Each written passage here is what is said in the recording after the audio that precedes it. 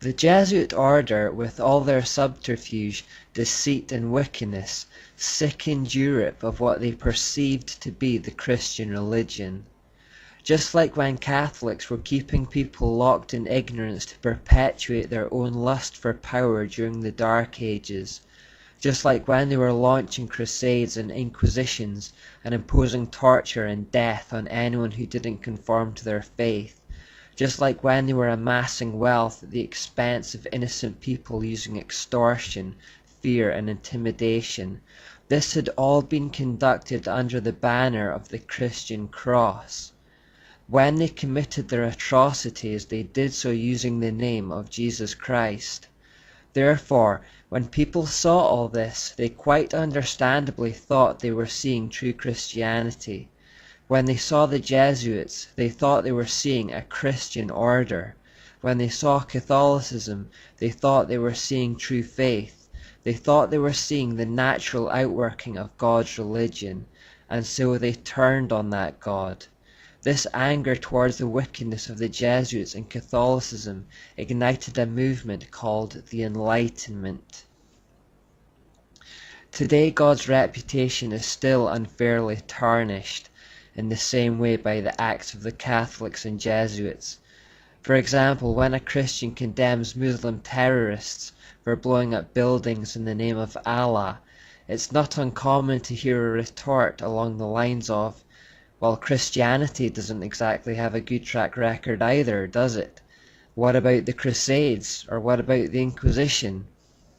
And many Christians are either left without an answer to this, or feel like they have to defend the Crusades or attempt to pass it off as a mere blot in the copybook of Christian history. The fact is that the Crusades were not a Christian endeavour at all, they were a Catholic endeavour, and as I've hopefully shown in the previous section, those are very different things. As I also hope to show, many of the people being tortured and killed by the Catholic Inquisition were in fact true Christians. That's not to say that Christians have always behaved impeccably, but the gods behind Catholicism are Baal, Asherah, and ultimately Lucifer or Satan. As we've seen, the Jesuit order in particular was dedicated to the Asherah goddess, but many Christians still don't understand this, let alone non-Christians, and I hope I've done something to clear that up. When I think of the Jesuits, I tend to think of them as spiritual suicide bombers. Sure, all the people of the nations of Europe turned on them, and sure they were run out of every country in Europe and ruined their reputation, but vitally for Satan, at the exact same time, they also took down God's reputation with them. People turned on the God they thought the Jesuits represented.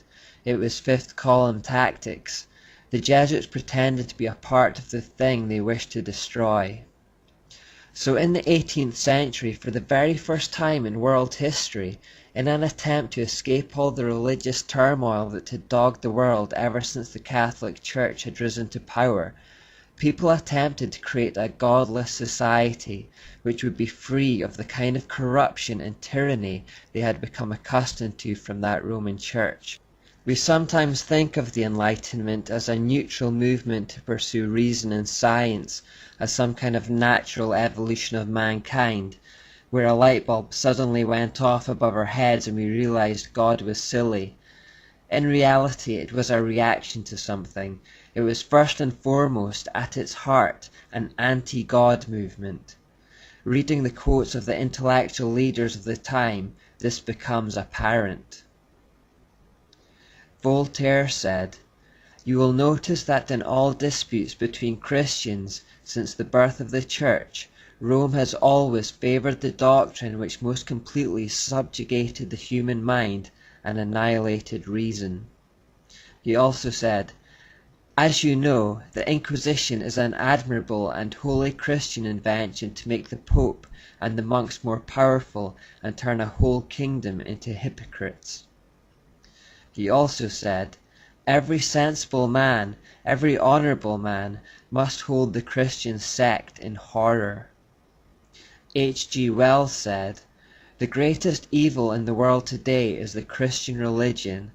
Everywhere in the world there are ignorance and prejudice, but the greatest complex of these, with the most extensive prestige and the most intimate entanglement with traditional institutions, is the Roman Catholic Church. It presents many faces to the world, but everywhere it is systematic in its fight against freedom.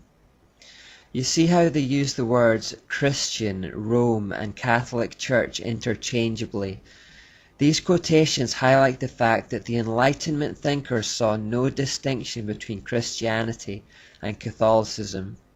They were looking primarily at the atrocities of the Catholic Church and deciding that if this was the end result and religion of God, then the answer was to abandon that awful God. Instead, they would turn to knowledge and science for the answers. They would make themselves the center of all things. Like Adam and Eve, they would turn away from the tree of life and put their hope in the tree of knowledge. Like Adam and Eve, they would not see that they had in fact been deceived by the serpent who had whispered into their ears that God was a wrathful deity of hate, intent on keeping their minds in darkness and ignorance. The early Enlightenment thinkers had a fairly big problem, however, in their attempt to create a godless society. You see, if they took God out of the picture, they had no idea where all this came from and how it all got started. The idea of evolution, which suggested that all things could be explained without any kind of creator at all, did not gain public acceptance until Charles Darwin published his book, The Origin of Species, and this book wasn't published until 1859. Therefore, the Enlightenment thinkers in the 100 years prior to this time, although they perhaps would have liked to abandon the Christian God altogether, if they were being intellectually honest, could not. They still had need of some kind of higher power to explain how the world came to exist in the first place. The world couldn't just pop into existence, something must have caused it. No realistic alternative to God that could be backed up by reason and science was available to them at the time. Therefore, a great many of them tended to settle on a belief system known as deism.